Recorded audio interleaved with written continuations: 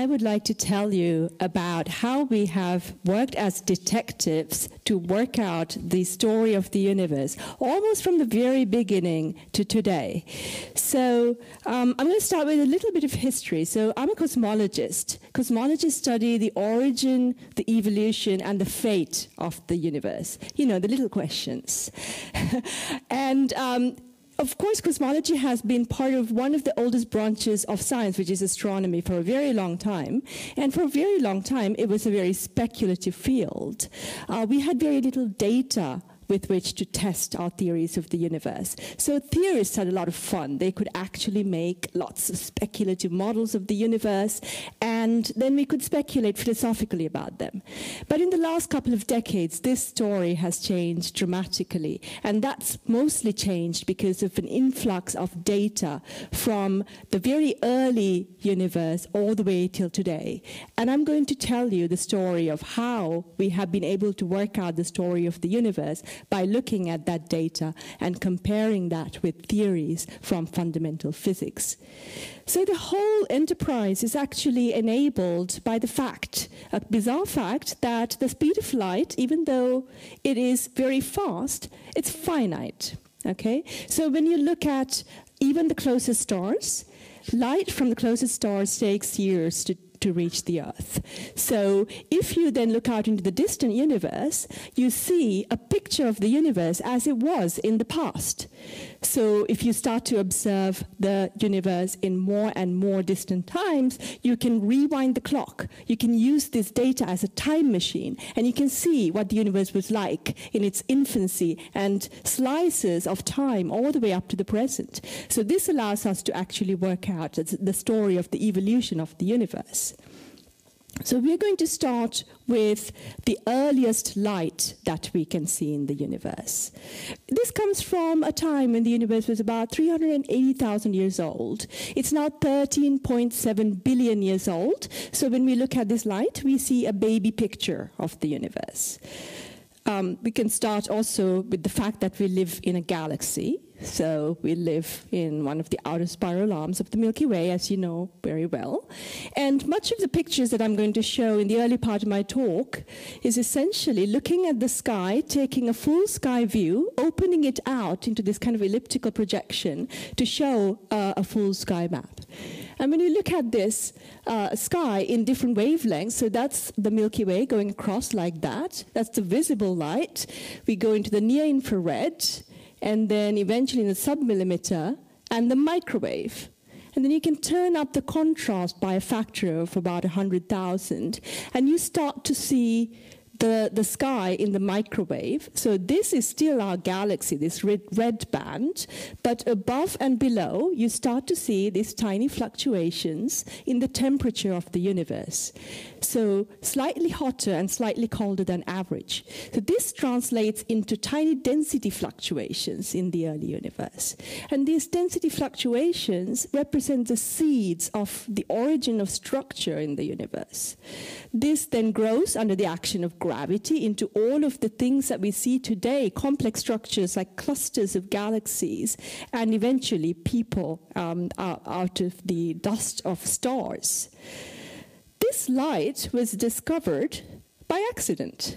This is the leftover radiation from the Big Bang, and it was discovered by Penzias and Wilson in Bell Labs in 1964, and they had this experimental radio telescope that they were building to study the gas between stars. And when they built this instrument, they found that there was a funny noise in their experiment, and it was coming from all over the sky.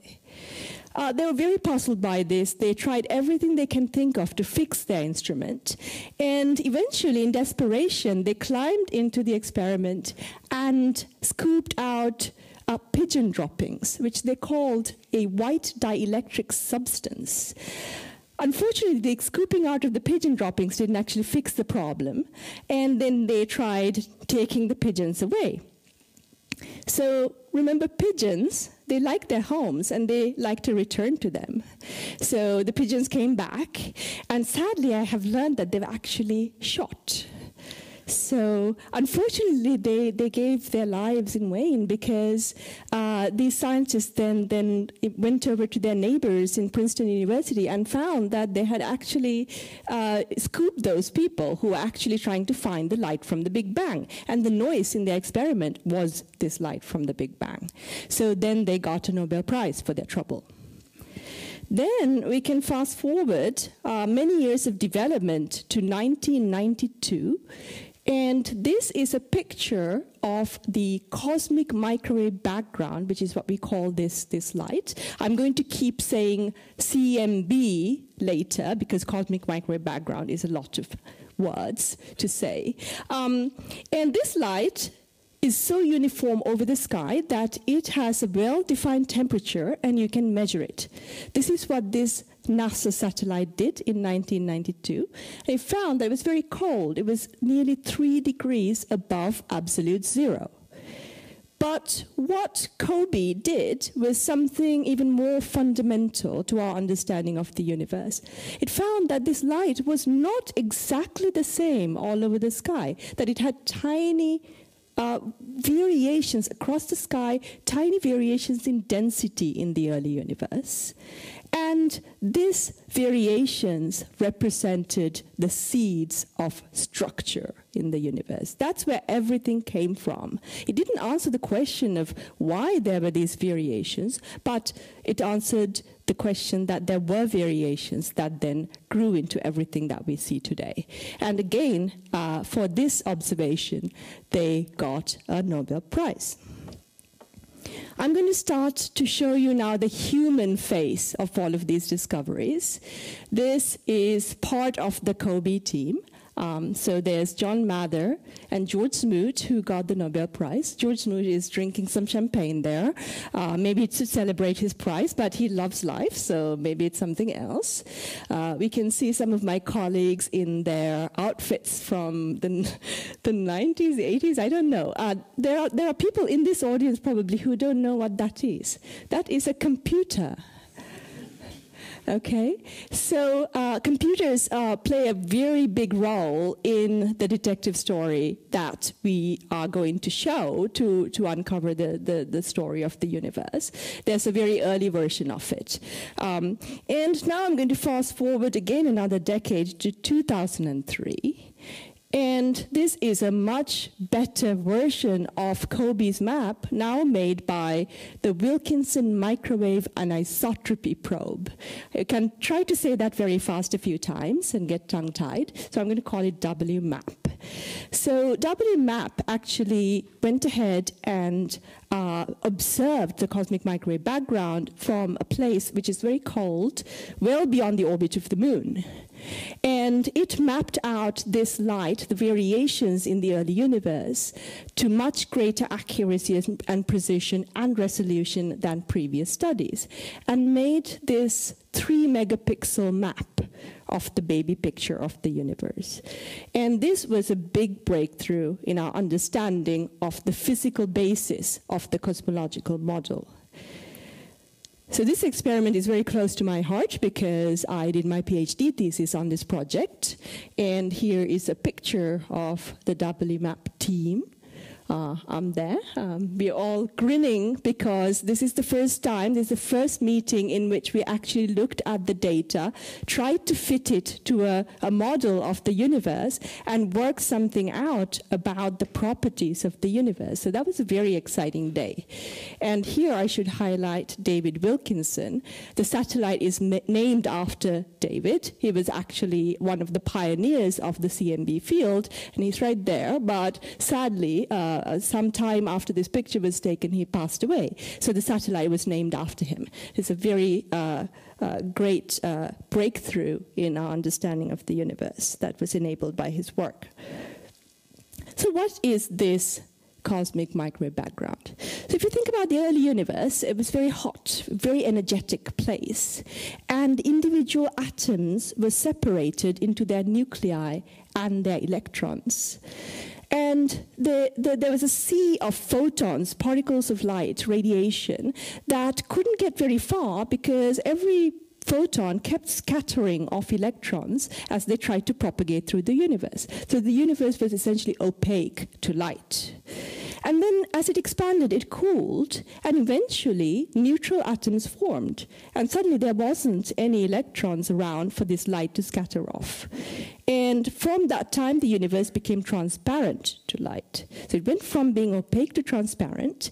And what we see as this so-called last scattering surface, when you look at this earliest light, is that time at which the universe became transparent. So these photons, or the particles of light, have been propagating to us ever since. So remember, this was from about 400,000 years after the Big Bang till 14 billion years. These particles of light have been traveling throughout the universe. Most of them, in that entire time, did not interact with any other matter till they got eaten by our telescopes, by our detectors in these experiments.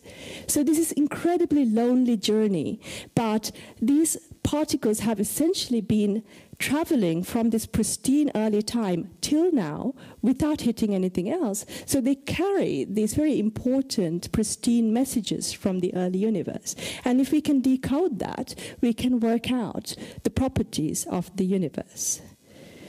When we look at this early light, we see a cosmic tug of war, a battle between gravity, which makes things collapse, and pressure, which pushes things back out. So if you've got gravity and pressure at the same time, you can get fluctuations set up in this sea of electrons and photons, and it sets up sound waves in the early universe. So when we look at the sky in the microwave, what we see is these sound waves, this sound frozen in time at the time that the universe became transparent. So we can actually take this picture and encode it into sound and listen to the early universe. So when you look at this map and then hear this sound, you should be able to see that there's structure in it. It's not a hiss, it's not a white noise. There's actually a pattern to it. There's a scale to it. And this scale allows us to map our knowledge of the early universe to the projection that we see of it on the sky. So essentially, when we look at this map, what we see is a fingerprint. So we can't do experiments in cosmology. We can't make universes, which is probably a good thing.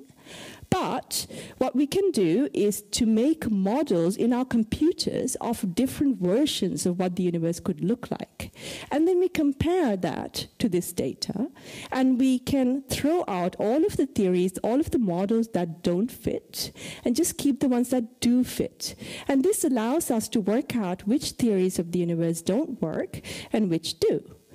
When you do that, you find that all of this complex information in this map can be represented by a model with just 6 numbers. These 6 numbers tell you about some very basic properties of the universe, such as how many atoms it has, what is the fraction in the dark universe, in dark matter and dark energy, which I'll come to in a little bit. What is the geometry or shape of space? How old is the universe? How clumpy was the very early universe? And when the first stars formed. So those are the ingredients that go into defining a cosmological model. And it's just a remarkable simplicity compared to all of the data that's in here and how complicated the universe is. So this is a remarkable fact that we have been able to work out the model of cosmology by looking at this data. It doesn't necessarily put understanding, though, because I mentioned dark matter and dark energy and these initial fluctuations. And we don't necessarily understand all of the physics that go into describing those components and constituents of the universe. However, we know that if we assume these components exist, we can fit the data very well. So to rewind and say again what WMap accomplished in looking at the properties of the universe, we can zoom into one of these cold spots in the early universe, which is an overdensity. It's slightly overdense, so that means that it attracts more and more matter. And the early universe is very dark till the first stars turn on. And this turbulent mass of gas forms into galaxies.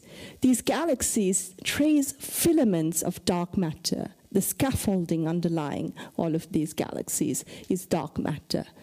And we are looking back through all of this turbulent history at this pristine and simple baby universe.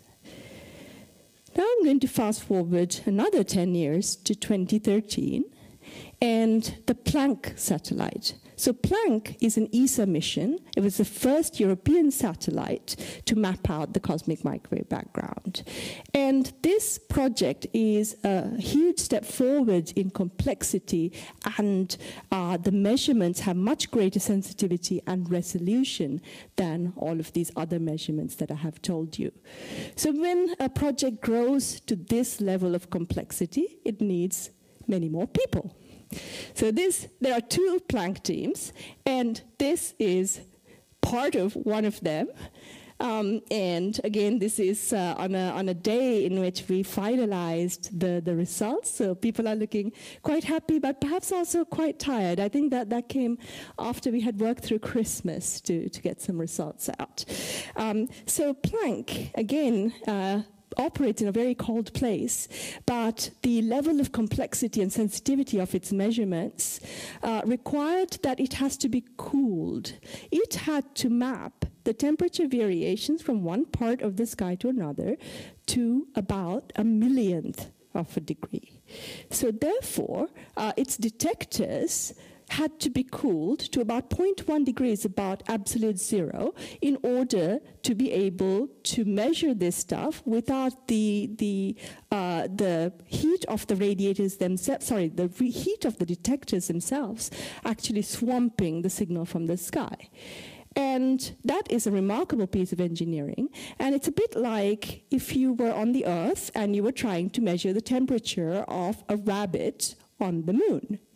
It's that level of accuracy that's needed. And then Planck made a map of the sky, which you can see, we go from COBE to WMap to Planck. And you can see some of the large-scale patterns remain, but it's like if you are short-sighted and then you put on glasses, you see things better. And when you see things better, that gives you more information about the cosmological model. And from working out the basics of the story of the universe, we can now make statements like this. So, what is the age of the universe is a question that people have been trying to answer from primeval times. Now we can say it's 13.82 plus or minus 0.05 billion years, percent precision. And that is enabled by this fantastic data. These data are so good that rather than only measuring the parameters of the cosmological model, it allows us to rewind time almost back to the very beginning. And this is going to allow us to go from, it's a decimal point and 32 zeros followed by 1, rewind back to this time after the Big Bang, and try to work out something about what is the origin of structure in the universe. So at that time, the energy of the universe was about 1 trillion times higher than the energies that are produced by the Large Hadron Collider at CERN. And all of the structure in the universe is thought to have been seeded by quantum fluctuations in a so-called scalar field called inflation. So in the same infinitesimal instant, the universe grew by a factor of 10 to the 30. And this process is called inflation, like I said. So it's not what happens to the economy, it's what's happening to the universe, which is far more dramatic. And the universe grew so fast that even light could not keep up. And space became flat and smooth throughout the observable patch. So this sounds like science fiction. It sounds very speculative. So it's actually a great relief when the Higgs boson was discovered at CERN. So the Higgs is the first experimentally confirmed example of a fundamental scalar field in nature. So if the universe can do it for the Higgs, it makes it more likely that we are on the right track somewhere in postulating the existence of other scalar fields, including in the early universe, that can make everything in the universe, essentially. So everything comes from quantum fluctuations. One of the nice things about this theory, however, is that it also makes much more detailed predictions. And one of the things that it does predict is the balance of wavelengths on which structure is formed in the universe. Now, this sounds very complicated, but it's not really. If you think about when you listen to music, music can have treble-heavy or bass-heavy frequencies, right? So you can think about the universe as the same, where bass means the very largest scales, and the treble means small scales. And if there's more power in the fluctuations in the treble scales compared to bass scales, so more power in the small scales compared to large scales, the universe could sound like this.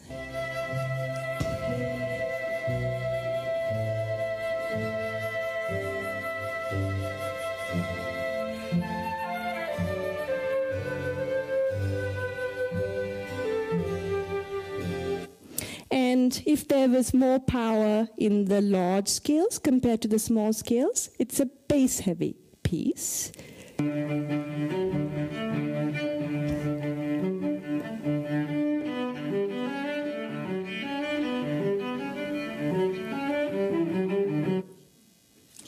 However, if the universe had roughly balanced sound, so that the scales on large scales were balanced with the small scales, you could have a balanced piece of music like this.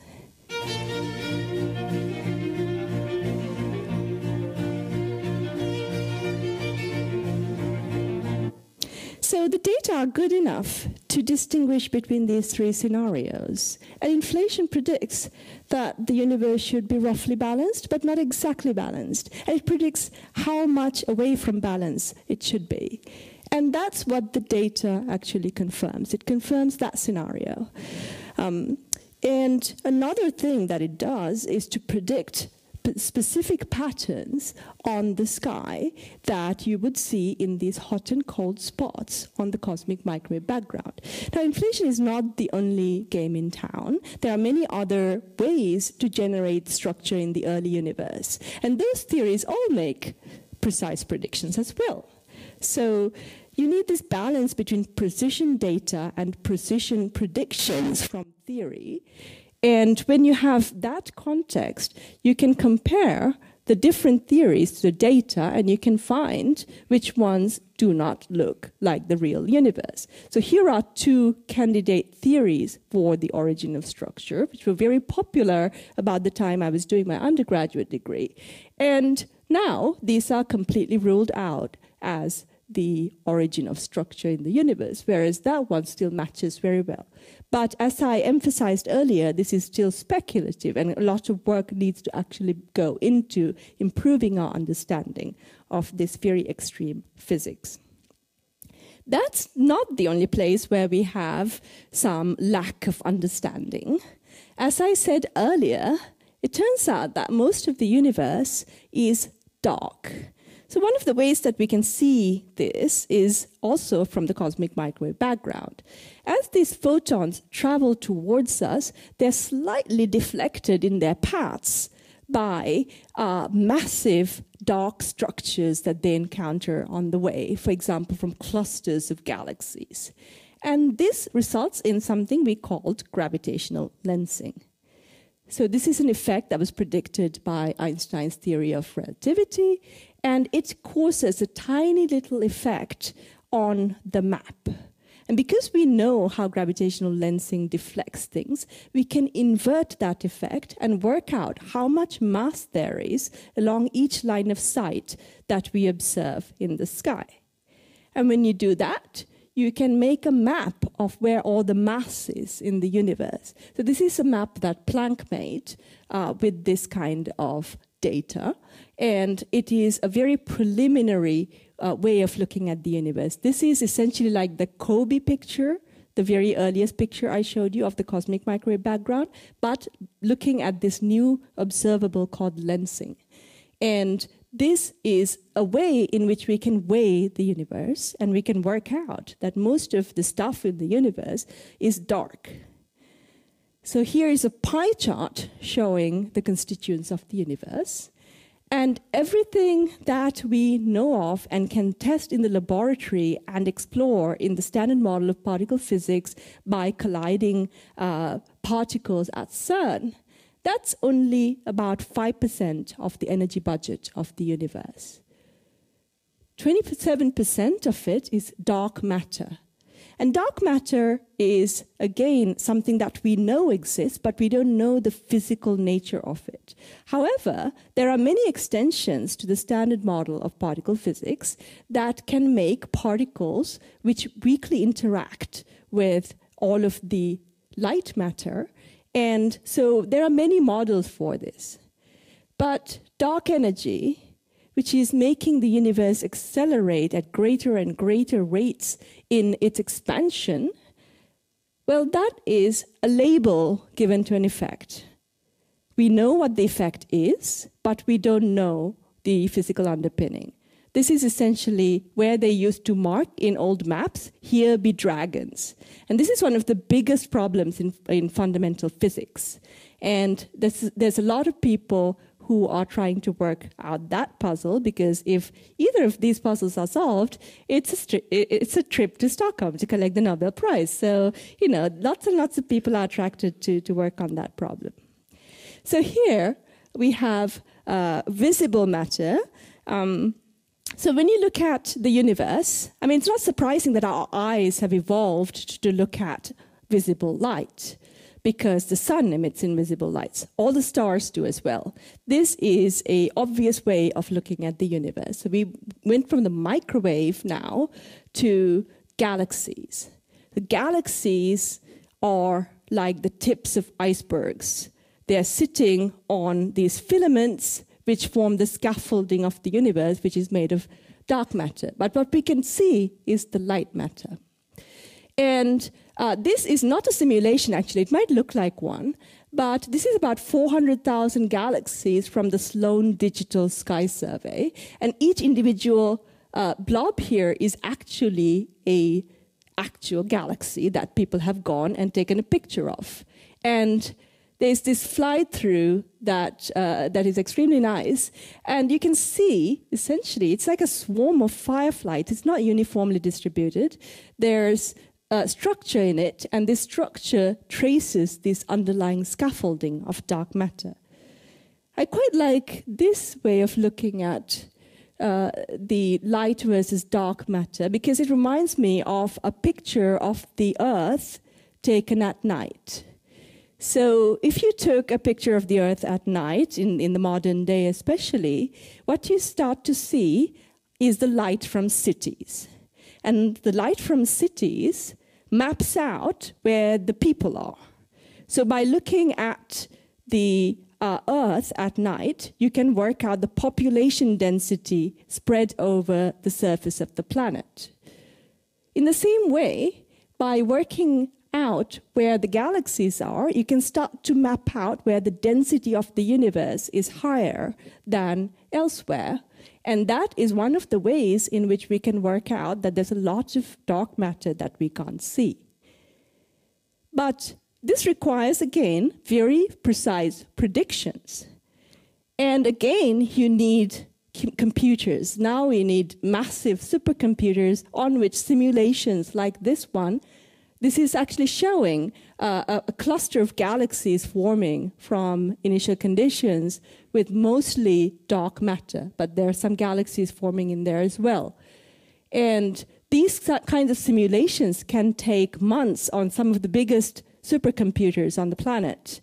But when we make the simulations, again, we are able to compare that with the data that we have from our galaxy surveys to work out properties of the dark matter, how it clumps together, and then compare that with more fundamental theories. So to do this kind of analysis, now the teams that are needed are even bigger. So this is an experiment I work on called the Dark Energy Survey.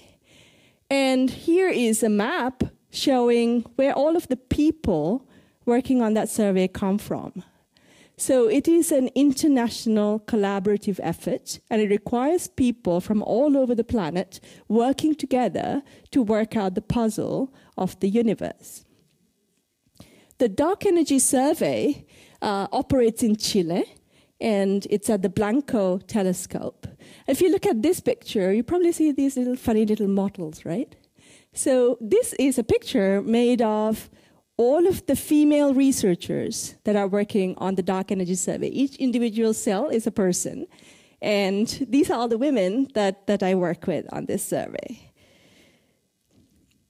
Now, in terms of the future, this effort is going to be hugely magnified in the next decade by the so-called Large Synoptic Survey telescope. Again, astronomers somehow try to give these very kind of weighty sounding names to this. But what this is a survey of the sky in 6 colors over 10 years. But the really nice feature about this survey is that basically, every day you will return to each pixel on the sky and take a picture of it again. So we are going to take a 10-year movie of the universe. This is the first time this has been done. I'm very excited about this survey, and actually Stockholm University has just joined this survey, and quite a lot of people here are working on different aspects of planning for this data. So again, this is going to be in Chile. These telescopes have to be in places which are very high up so that you're above most of the water vapor and the weather on the planet. And so there's a very clean sky over there, and it's going to survey half of the sky. So that's going to be 13 billion objects in space and time and 30 trillion measurements. And it's going to do different kinds of science as well. We can work out the properties and the physical nature of dark matter and dark energy. Because we've got this movie of the universe, we can start to map out big explosions in the universe, like supernovae, exploding stars, and other kinds of transient events in the universe. And there's a very big group here working on that. We can also start to map out objects that are close to us, which are moving, like asteroids and near-Earth objects. We could try to see if there's a killer asteroid coming to hit us and hopefully detect it before it does that. I don't know what we would do then, but we would know that it's happening.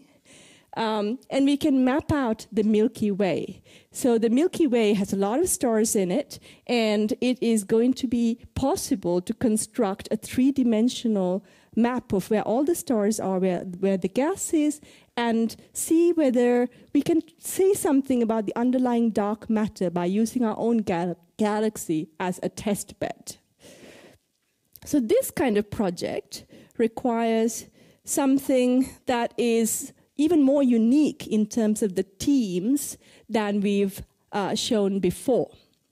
So this is the Dark Energy Science Collaboration of the LSST, the Large Synoptic Survey Telescope. And this is now not just astronomers, not just cosmologists. We have computer scientists, and we have statisticians, and we have theoretical physicists, and we have particle physicists working all together to try to make sense of this data. So people from all over the world, but also working in different disciplines, are needed to solve these problems now. So I've shown you data from the microwave. I've shown you data that's from visible light. But the coming decade is going to be actually a revolution in astronomy across a whole length of a whole range of wavelengths, going from very high energy, short wavelengths to gamma rays, X-rays, the optical I have shown you. This is mapping out different kinds of gas in the universe by looking at infrared light. There's the far infrared. The microwave tells you about the baby picture of the universe. And then you can go all the way to the radio. And I told you about the Large Synoptic Survey Telescope. There's another huge survey that's happening in the radio as well, called the Square Kilometre Array, which is actually going to take a lot of data about the radio universe. And that is going to give us a huge and deep view of the sky as well, and teach us a lot about the universe. I'm going to end the talk with something that is even more mind-boggling. This is a question about how big is the universe? So if inflation really happened and our theories and our data match to tell us that we are on the right track with that story, it implies that the universe is much, much bigger than what we can actually see. So this is not that surprising, because this is the story of the human understanding of the world. 100 years ago, we didn't know that there were other galaxies. Now our view of the universe is hugely more vast than that. And if inflation happened, it made a universe which is much bigger than the little patch that we can see, which has been explored just by how far has light traveled since the initial time. It seems that the universe is bigger than that by a huge factor, and that there could be other places in this huge structure that has been made that are other universes, essentially. So this is this idea of the multiverse. And this has different forms, and the speculation and the extrapolation of fundamental physics required to get there is also very big. But the ideas that this brings up that makes us seem like there are lots and lots of stuff we can't see. We are tiny in comparison to this huge universe. Also makes it extremely wonderful that individual humans can come together and work out that this is our world. And I'm going to end there. Thank you very much.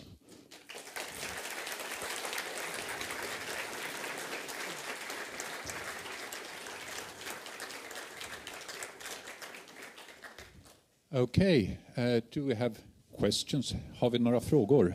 Om det är någon som vill ställa på svenska kan jag försöka översätta.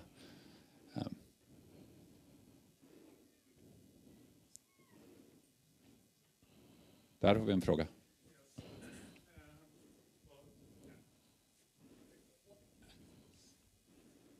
Yes, so concerning the plots you showed us of the cosmic microwave background, that was it.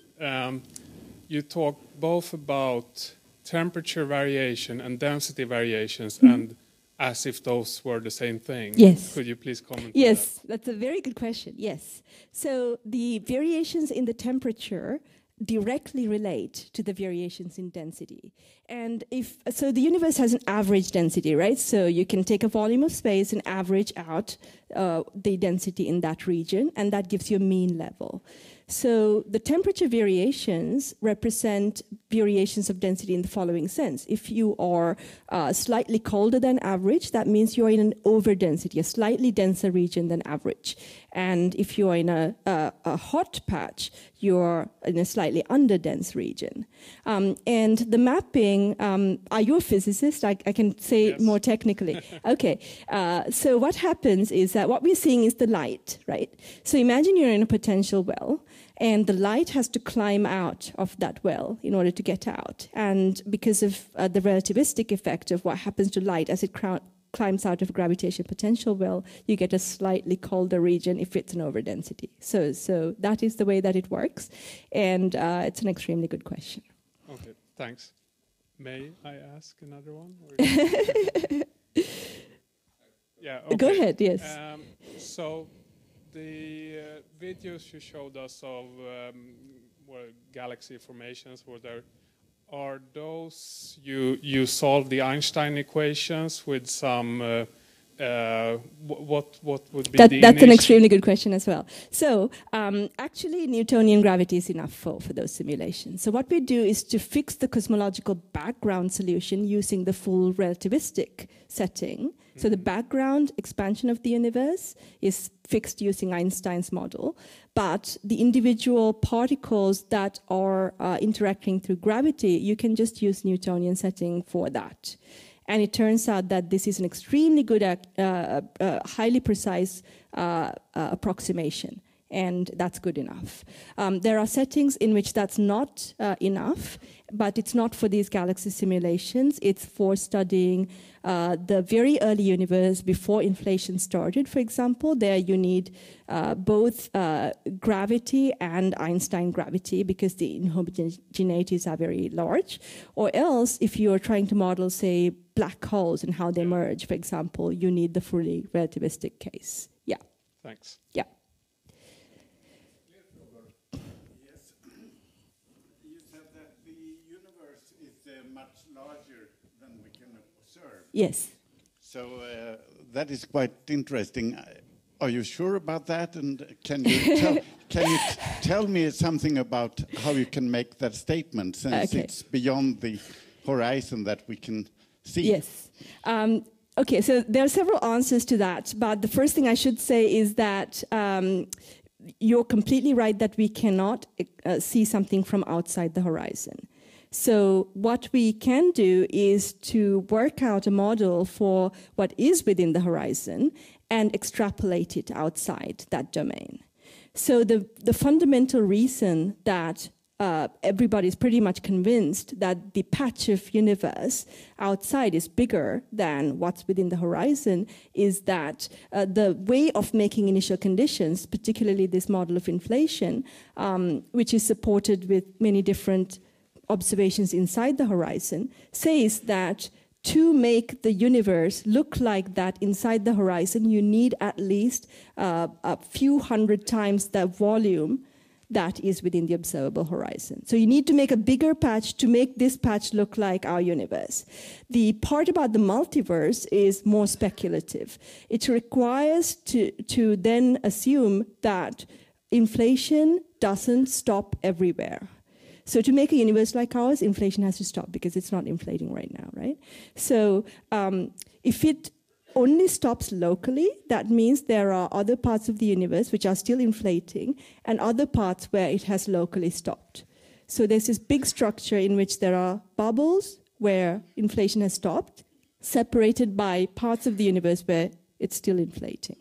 So that is more speculative, but the first version of your question, am I sure that the universe is bigger than what we can see? Yes, I would say so. There's a funny way of saying, you know, will you bet your dog? Will you bet your house? Will you bet your life? You know, I think I'm fairly sure of that. Okay, thank you very much. Sure. Okej, fler frågor? Har vi några fler frågor? Upp med handen i så fall. Jag ser ingen. Are there any young people with questions? Yes, there's one over there. All right. No, I can see there are young people, but do you have questions? Så. There's one here. Yeah.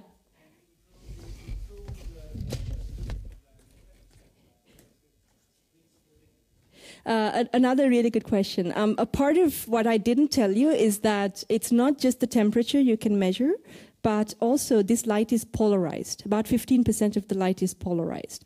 So while we are reaching the limits of what we can do with temperature measurements with Planck, that pretty much cleaned up the temperature measurements, you could measure better the polarization. So there's currently very heavy efforts both in the United States and in Europe trying to measure the polarization of the cosmic microwave background better. And so far, most of those efforts are based on the ground. So just like we need to build telescopes in high sites in cold places. This is the same for CMB observatories. So some of these experiments take place from Antarctica, for example, both from ground and from balloons, which are set adrift and fly in the polar winds. And by doing those measurements better, we can extract information from the polarization, which is actually even greater than the information in the temperature. So those efforts are going ahead, yes. Här hade vi en fråga till. So I'm young here, so I'm not like that knowledgeable, but what is polarized light?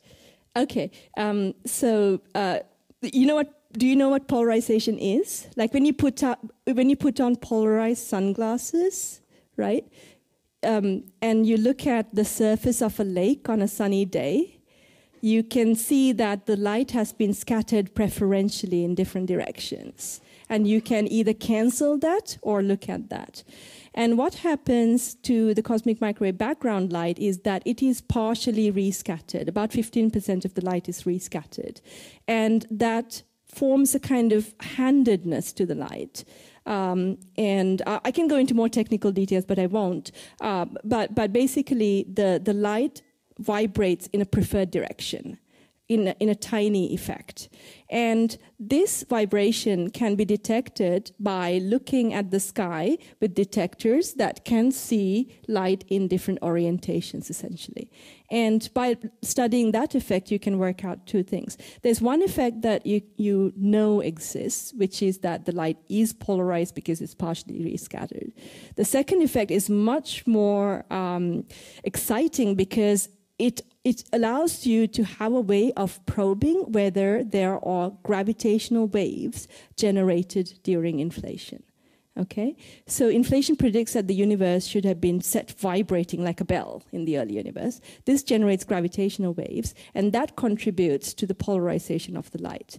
That's a tiny effect, but if we could actually detect that, it is a view of the universe not from 380,000 years after the Big Bang, but right to the beginning, to the time of inflation. So there's a huge number of efforts around the world trying to go after that prize, because it clearly is also a Nobel Prize.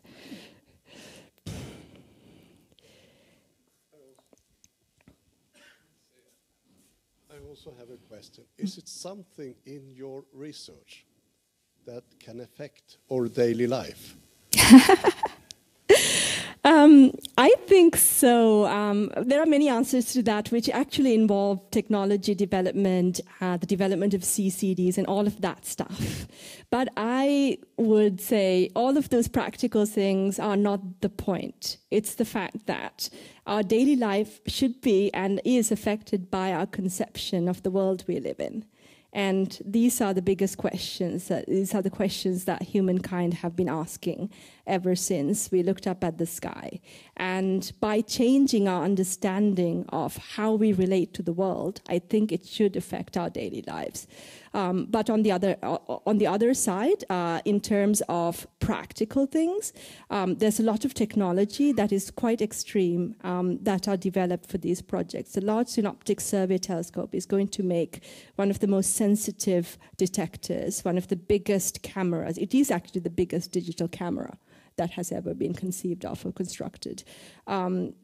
Much of this translation of technology also comes from the point of view of being able to control spacecraft, cool them down, so that you can get these extremely stable environments in space. These kinds of technologies do transfer as well. Another way in which these big projects that I mentioned about the future are going to influence us is that these are what we call big data, huge data sets that require the development of new algorithms in computer science and in data mining. So I said that in this dark energy science collaboration, there are people that are from those fields who are testing out different ways of data mining algorithms on this data. Google are interested. I mean, people are really using these data as test beds that can be tested in terms of algorithms, because there isn't any ethical considerations in that. But then they can go out and apply that in the real world. Another way in which this research benefits everyday life is that we train some brilliant people. Not all of them become astronomers, and they have extremely good skills in working out the answers to problems and looking at problems in new ways. And they go out into the economy and they do a huge number of other stuff. So I hope that's a good answer to your question. Okay, anyone else? If not, I think we should thank Hiranya once more.